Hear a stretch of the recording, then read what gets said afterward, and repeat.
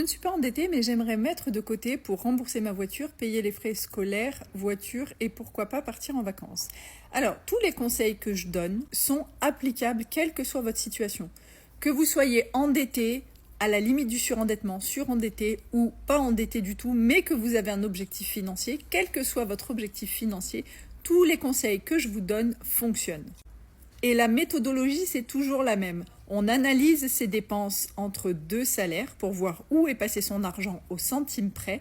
Ensuite, on fait un budget optimisé, c'est-à-dire qu'on baisse tout ce qu'on peut baisser dans le budget, que ce soit des abonnements, des assurances, du superflu, etc. On met tout ça en épargne. Ensuite, on va trouver des moyens d'augmenter ses revenus. Je vous en parle très souvent sur les nombreux moyens d'augmenter vos revenus.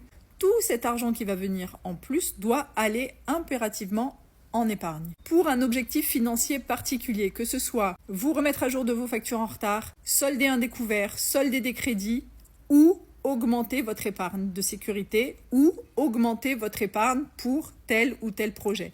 Donc, tous mes conseils fonctionnent quelle que soit votre situation. Si tu suis chaque étape, tu vas voir que bizarrement, tu vas retrouver de l'argent dans ton budget et tu vas pouvoir faire grossir ton épargne. Et je vous rappelle aussi que tout ce qui est entretien de la voiture, planification de vacances, planification de Noël, planification de la rentrée et autres, ce ne sont pas des imprévus, c'est des choses qui doivent d'ores et déjà être dans votre budget chaque mois. Déjà pour ne pas oublier que ça va arriver et surtout pour commencer à mettre un petit peu de côté en prévision de cette dépense. À vous de jouer.